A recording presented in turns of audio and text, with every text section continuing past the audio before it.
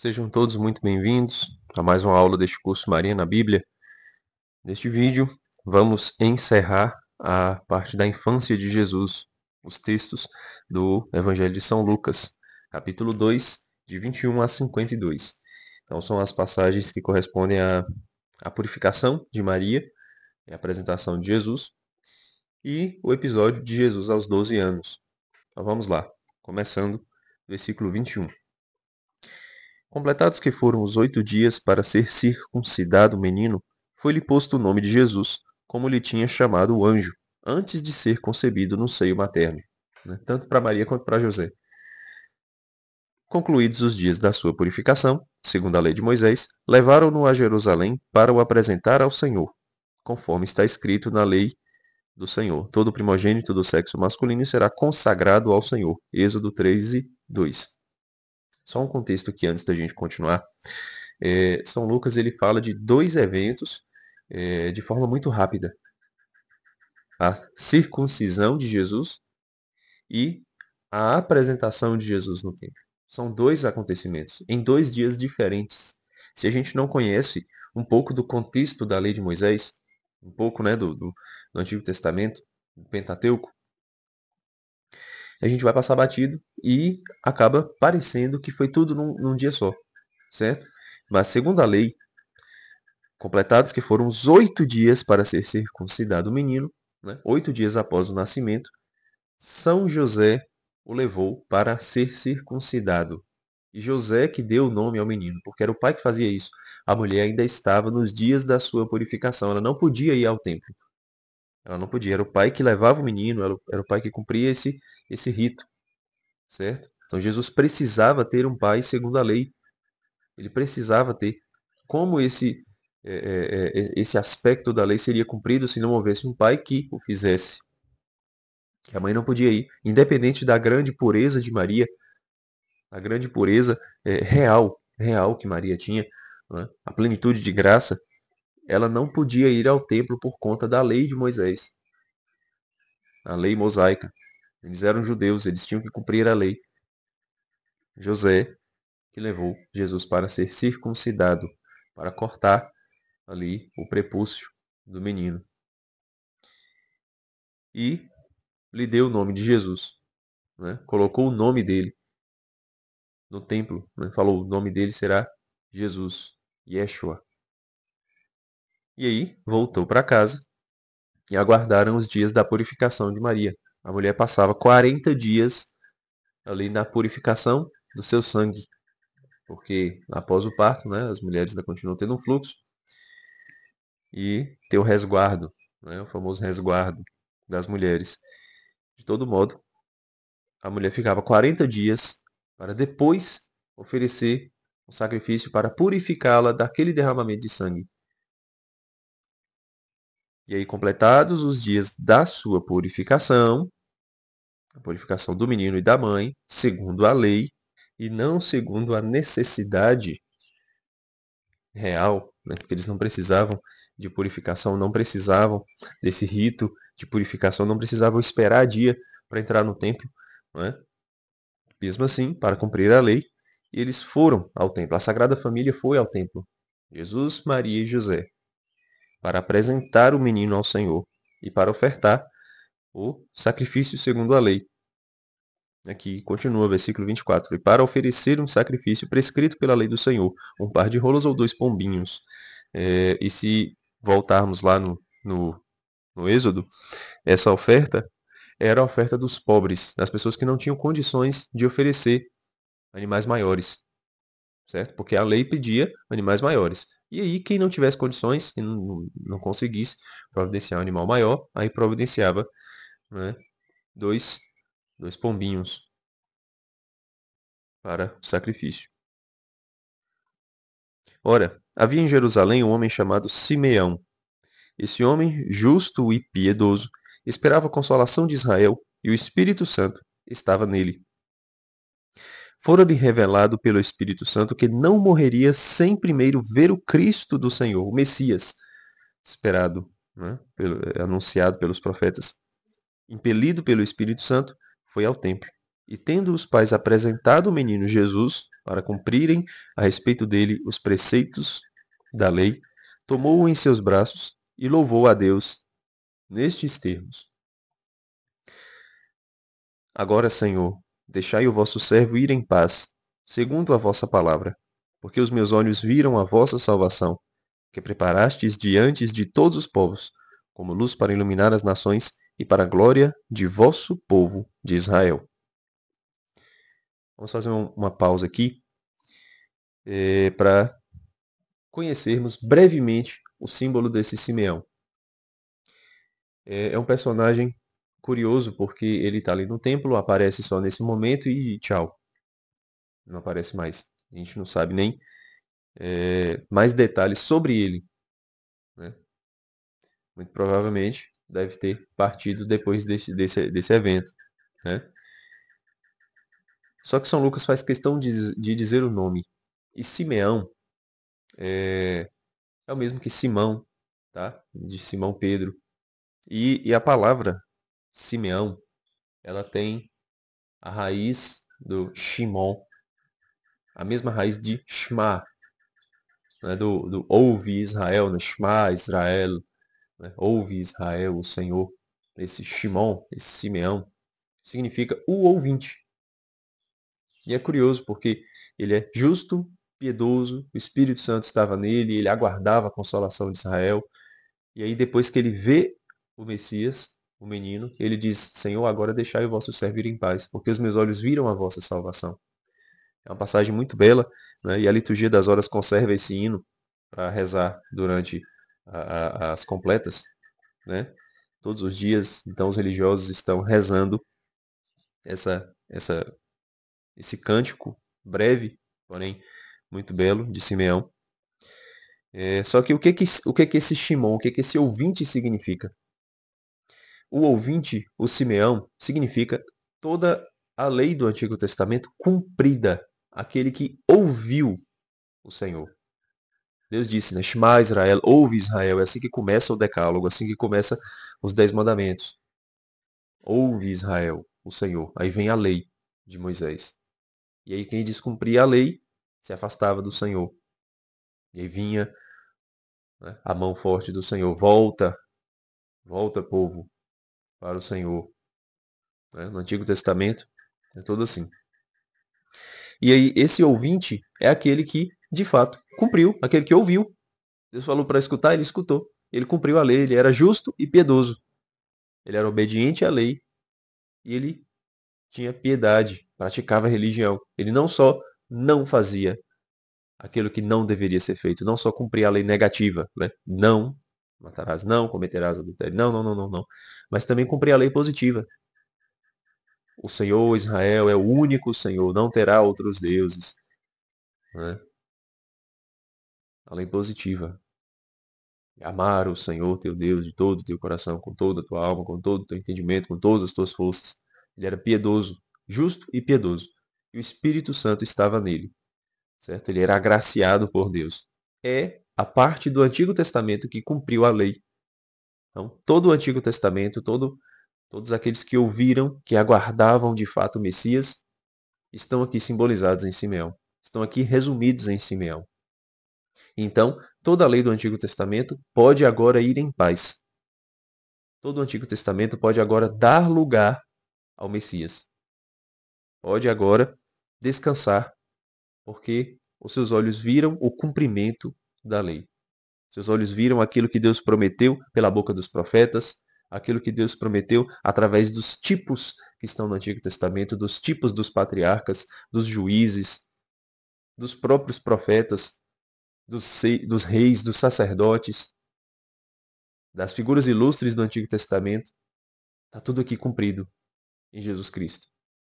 Então, todo o Antigo Testamento pode descansar em paz, porque se cumpriu hoje tudo aquilo que está escrito no Antigo Testamento, tudo aquilo que foi vivido, toda a lei se cumpre hoje no Messias. E continua: Seu pai e sua mãe estavam admirados das coisas que dele se diziam. Simeão abençoou-os e disse a Maria, sua mãe: Eis que este menino está destinado a ser uma causa de queda e de soerguimento para muitos homens em Israel. e a ser um sinal que provocará contradições, a fim de serem revelados os pensamentos de muitos corações. Então, Simeão está falando para Maria, a portadora das rema, das palavras faladas acerca de Jesus. Esse menino está destinado a ser causa de queda e de elevação para muitos.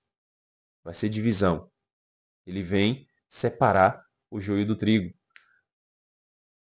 Ele vem para revelar os pensamentos e as intenções dos corações. Ele vem para cumprir a lei. É o Deus forte.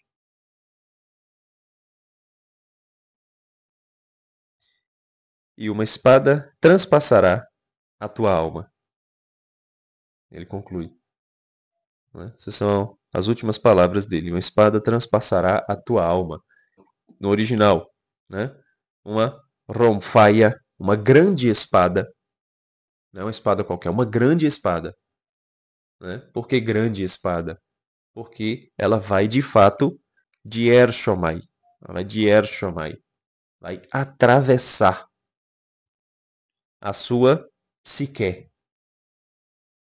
Então, uma grande espada vai atravessar, vai varar de um lado a outro a psique de Maria, a alma de Maria. E essa palavra psique, ela se refere ao fôlego de vida, a parte de vida do indivíduo que não morre com o corpo, a alma sentimental. Tudo isso está ali contido na psique, certo? É diferente de cardia, é diferente de coração. Coração é o centro vital, o mais profundo do ser do indivíduo, aquilo que abarca o soma e a psique, o corpo e a alma, certo? Psique é só essa parte vital, algo que não morre no indivíduo. Isso quer dizer que Maria terá uma ferida aberta, uma ferida que atravessou, uma espada que atravessou a sua alma, que vai deixar essa ferida aberta para o resto de sua vida. Para o resto de sua vida. O resto de sua vida terrena, certo? E por o resto de sua vida na eternidade. Uma espada atravessou a psique de Maria. Por mais que o soma vai embora, né? A gente sabe que não foi. Né? A gente vai ver isso também. O corpo não foi embora, não houve uma putrefação cadavélica de Maria. Então não houve uma vida de Maria fora do corpo. Mas mesmo se houvesse, a ferida continuaria aberta na psique de Maria. Não é uma ferida que iria fazer jorrar sangue, porque não foi no soma, certo? Mas ao mesmo tempo era uma ferida que seria incurável. A ferida da psique. A ferida na alma. E aí o texto continua. Fala agora de uma personagem feminina. Havia também uma profetisa chamada Ana, filha de Fanuel, da tribo de Asser. Dela a gente já sabe mais coisas, né? A tribo e tal. Era de idade avançada. Depois de ter vivido 7 anos com seu marido, desde sua virgindade, ficara viúva e agora, com 84 anos, não se apartava do templo, servindo a Deus noite e dia, em jejuns e orações. Chegando ela à mesma hora, louvava a Deus e falava de Jesus a todos aqueles que em Jerusalém esperavam a libertação. Mas ela tem um contraste com Simeão, porque dela a gente sabe muito mais coisas. Dela a gente já sabe muito mais coisas, o que, que ela viveu, o que, que ela está ali no templo, há quanto tempo que ela vive, né? E o que, que ela fez depois disso. Ela saiu falando para todo mundo. Né? Tem um contraste entre masculino e feminino, entre matéria e espírito, certo? A gente não sabe quais palavras ela disse. A gente sabe que ela saiu falando de Jesus para as pessoas, né? Mas já Simeão não. A gente escuta o discurso de Simeão, a gente escuta a oração de Simeão. Simeão é o espírito, enquanto Ana é a matéria. A gente sabe o que ela estava fazendo ali, né? Esse contraste aparece também lá no livro dos Juízes, com os pais de Sansão. O pai de Sansão a gente sabe o nome, e a mãe de Sansão a gente não sabe o nome, a gente sabe o que ela estava fazendo, que ela estava no meio do campo, certo?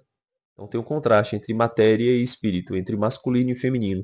Aqui quer dizer que não é só o lado intelectual do Antigo Testamento, certo? Não é só o cumprimento da lei de forma espiritual, de forma piedosa, religiosa. Não. Todo o Antigo Testamento está completo aqui. Matéria e espírito.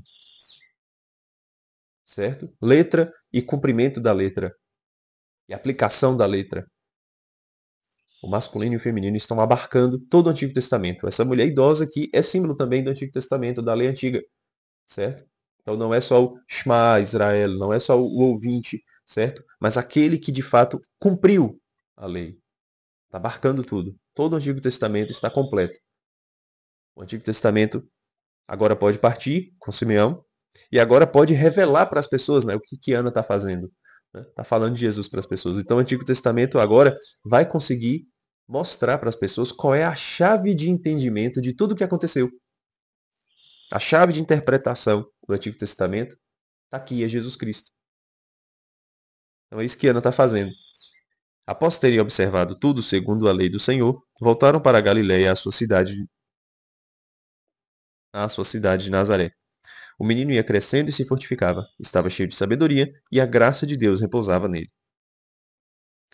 E São Lucas continua, agora, com o episódio de Jesus aos 12 anos. Seus pais iam todos os anos a Jerusalém para a festa da Páscoa, a festa que os judeus já celebravam. Tá? Tendo ele atingido 12 anos, subiram a Jerusalém segundo o costume da festa. Acabados os dias da festa, quando voltavam, ficou o menino Jesus em Jerusalém, sem que seus pais o percebessem. Pensando que ele estivesse com seus companheiros de comitiva, andaram um caminho de um dia e o buscaram entre os parentes e conhecidos. Só um contexto também para a gente entender o que aconteceu aqui. As crianças, quando viajavam para essa festa da Páscoa, elas poderiam ir em qualquer uma das comitivas que haviam. Havia a comitiva das mulheres casadas, a comitiva dos homens casados e os jovens solteiros, as crianças, poderiam ir ou com o pai ou com a mãe. Tanto ir quanto voltar. Esse era o costume daqueles que iam em comitivas para Jerusalém para as festas, para a festa da Páscoa. E aí o que acontece? Na volta, Jesus que tinha 12 anos, então ele era um jovem solteiro, ele poderia ir tanto com o pai ou com a mãe. Ele poderia escolher. Né? Ah, eu quero voltar com o papai, mãe. Então vai. Né? Ah, hoje eu vou com a mamãe, pai, viu? Valeu. Né? E eles achavam que Jesus estava com o outro. São José pensou que Jesus estava com Maria e Maria pensou que Jesus estava com José. Por isso eles caminharam um dia de viagem. Quando as comitivas se encontraram no meio do caminho, eles procuraram por Jesus. Ué, José, Jesus não está com você não? Aí José, não, eu pensei que estivesse contigo, não está não? Aí agora vamos ter que voltar. O menino ficou lá no templo. Eles voltaram. Mais um dia de viagem. Não é? Aqui. Então, pensando que ele estivesse com seus companheiros de comitiva, andaram um caminho de um dia e o buscaram entre os parentes e conhecidos. Ainda houve isso, né? Ah, cadê Jesus? Está com você? Não. Né? Entre os parentes e conhecidos, ué, cadê ele? Não está. Vamos ter que voltar. Vamos ter que voltar. Mas não encontrando, voltaram a Jerusalém, à procura dele. Então, segundo dia. 3 dias depois o acharam no templo. E eles andaram um dia, voltaram um dia e passaram um dia procurando. 3 dias depois, o acharam no templo, sentado no meio dos doutores, ouvindo-os e interrogando-os. Todos os que o ouviam estavam maravilhados da sabedoria de suas respostas. Quando eles o viram, ficaram admirados. José e Maria, quando chegaram no templo, viram Jesus, um garotinho de 12 anos, sentado no meio dos doutores da lei, ouvindo os doutores, interrogando os doutores. Então estava tendo um diálogo ali, estava tendo uma conversa, um diálogo socrático. É um momento em que um sábio fala, o jovem responde, o jovem pergunta, né? Um diálogo socrático. Imagine aí a cena.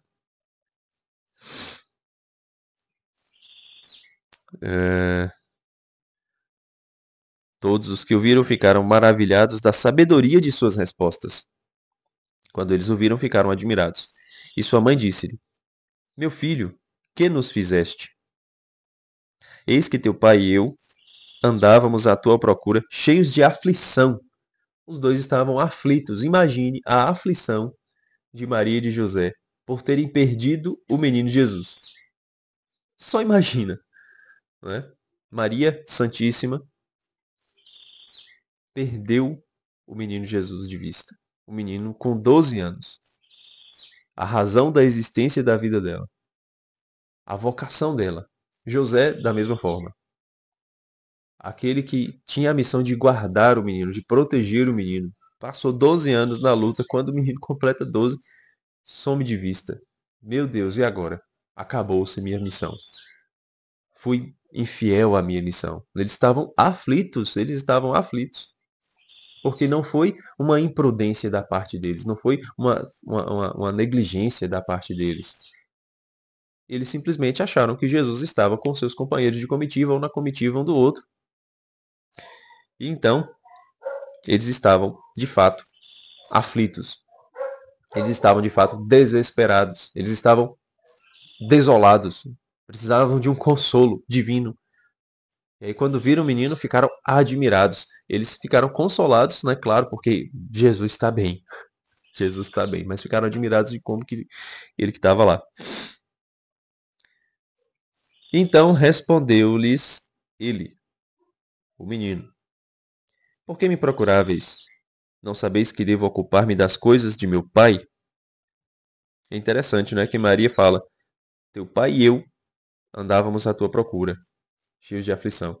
E ao contraste, Jesus fala: Não sabeis que devo ocupar-me das coisas de meu pai? Então tem dois pais aqui. E dois pais muito claros.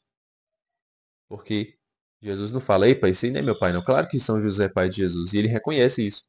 No final, São Lucas fala que ele era submisso aos pais, ele era obediente aos pais, a Jesus, a José e Maria. Não fala era submisso apenas a Maria, não. Jesus reconhecia de fato José como pai, mas ele tinha consciência já de que ele era filho de um outro pai, o pai Deus. Ele já tem que cuidar das coisas do pai. A sabedoria eterna e encarnada já estava se manifestando no Cristo aos 12 anos de idade. Eles, porém, não compreenderam o que ele lhes dissera. São José e Nossa Senhora, naquele momento, não compreendeu as rema, as palavras que Jesus disse. Porque, tá, você só tem 12 anos. Você já tem que cuidar das coisas do Pai, sabe? Como é que é isso? O que, que vai acontecer com você? Eu só sei que você é o Filho de Deus e veio como prometido pelos profetas. Mas o que, que vai acontecer com você? Eles não entenderam. O que, que vai acontecer? Então, o que, que os profetas disseram além de que você viria? O profeta Isaías tem uma passagem sobre o servo sofredor, né? Mas até então, acho que eles não se lembraram nesse momento, porque eles não compreenderam o que Jesus estava dizendo. Mas o evangelista continua. Em seguida desceu com eles a Nazaré e lhes era submisso e era obediente. Então Jesus não retrucou. Se está dizendo que Jesus era submisso aos pais, era obediente aos pais, Jesus não retrucou. Jesus não foi gargantudo, né? Não engrossou o pescoço, está ali na puberdade, está desafiando os pais. Não é esse o sentido da coisa. Tá? Jesus ele está revelando aos pais a sua missão. Por que me procuráveis? Não sabeis que devo ocupar-me das coisas de meu pai? Vamos fazer o que Nossa Senhora faz com essas palavras. Né? Sua mãe guardava todas essas coisas no seu coração. O evangelista repete. Né? Maria diantereo. Ela mantinha continuamente, cuidadosamente. Né? Tem a mesma ali a raiz do sintereo, da outra passagem, né? Que Maria conservava aqui também. Né? O diantereo, ela mantinha. Então ela conservou lá atrás e ela mantém, né? Essas palavras, essas coisas, essas rema, né? No seu cardia, no seu coração. Então ela estava ali meditando essas palavras, ela guardou aquelas palavras no seu coração. Quais palavras? Aquilo que Jesus disse. Jesus crescia em estatura, em sabedoria e graça diante de Deus e dos homens. Conclui o texto, vamos seguir com a nossa reflexão. Maria, ela não compreendeu naquele instante isso que ela ouviu, mas guardando aquilo no coração, meditando aquilo, juntando as peças, né? Fazendo aquela símbolo, ela compreendeu quando aquilo se cumpriu. Naquele instante, Jesus estava revelando a sua missão, Jesus estava revelando tudo aquilo que iria acontecer com ele. Quer dizer, não precisa me procurar quando vocês me perderem de verdade. Vocês não vão precisar me procurar. Eu estou cuidando das coisas do meu Pai. E aqui Maria não entendeu, mas todos os sinais estavam dados neste acontecimento. Eles foram ao templo de Jerusalém para a festa da Páscoa. E lá, Jesus se perdeu dos pais durante 3 dias. 3 dias. Um dia de viagem, eles percorreram, perceberam que Jesus não estava, voltaram mais um dia e passaram um dia procurando. Quando o encontraram, o que Jesus estava fazendo? Estava no meio dos doutores, ouvindo-os e interrogando-os. Estava tendo um diálogo socrático com os sábios do templo, cuidando das coisas de seu pai.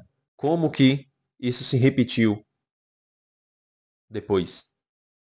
Quando Jesus foi para a festa da Páscoa, mas não desta mesma forma, não para celebrar somente a festa da Páscoa dos judeus, mas para celebrar de fato a Páscoa definitiva, a Páscoa eterna, a Páscoa que nunca mais se repetiu, mas que continua acontecendo em cada missa. Nunca mais houve uma Páscoa como aquela, porém, aquela Páscoa continua acontecendo no tempo e na história, a crucificação de Cristo. O momento alto em que ele deu a sua vida por inteiro em resgate do Antigo Testamento e de todo o seu povo, de todos os Simeãos, de todos os Shimon, aqueles que são os ouvintes da palavra, de todos aqueles que creem nele. E aí ele passa 3 dias perdido. Perdido não porque ele está perdido em si, mas nós o perdemos. Nós o perdemos. Nós perdemos o menino durante 3 dias. São os 3 dias que ele passou no sepulcro. E durante esses 3 dias, o que ele estava fazendo? Ele foi ao seio de Abraão resgatar os justos. Resgatar os justos que haviam morrido no Senhor. Todos os justos da lei antiga. E no terceiro dia, ele é reencontrado. O que quer dizer? Ele ressuscita para cumprir a lei do Senhor, para cuidar das coisas do Pai. E por isso que a Virgem Maria não vai procurar Jesus no sepulcro, como todos os apóstolos fizeram. Os apóstolos, Maria Madalena e outras mulheres piedosas, todas elas foram procurar Jesus no sepulcro. Mas Maria não foi. Porque Maria já tinha plena consciência do que estava acontecendo ali. Maria já tinha fé. A fé de Maria era muito maior do que a fé dos apóstolos, do que a fé de Abraão, que entregou seu filho Isaque.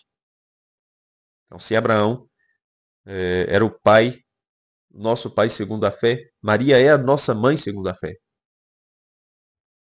Que ninguém teve fé como Maria teve. Ninguém compreendeu em profundidade os sinais de Cristo como Maria compreendeu. Mesmo tendo uma ferida aberta, uma espada atravessando a alma de Maria, que foi no Calvário que isso aconteceu. Essa ferida aberta era o martírio da Virgem Maria. E ao mesmo tempo, ela compreendendo tudo aquilo, aquele martírio era agradável, porque era aquilo que fazia com que ela permanecesse de pé junto de Cristo. Aqui a gente já está entrando em mistérios da aula seguinte, né, de Maria no Evangelho de João, mas não tem como a gente deixar de fazer essa ligação. Não tem como. Porque aqui Jesus fez uma alegoria com o acontecimento, com suas palavras, e Maria Na hora ela não entendeu, mas ela guardando aquilo no seu coração, no mais profundo do seu ser, ela juntou as peças e quando aquilo aconteceu de fato, quando aquilo se repetiu, ela compreendeu. Ela compreendeu. Então, é isso que essas duas passagens têm para nos dizer acerca da Virgem Maria, certo? Na próxima aula, eu vou pegar agora sim as passagens de Maria no quarto evangelho, no Evangelho de São João. Então, não deixe aí de curtir, de compartilhar, certo? Se você está vindo pela primeira vez aqui, não deixe de assistir às aulas anteriores e se inscreva também no canal para você não perder as próximas, tá bom? Então era isso. Um abraço e até a próxima.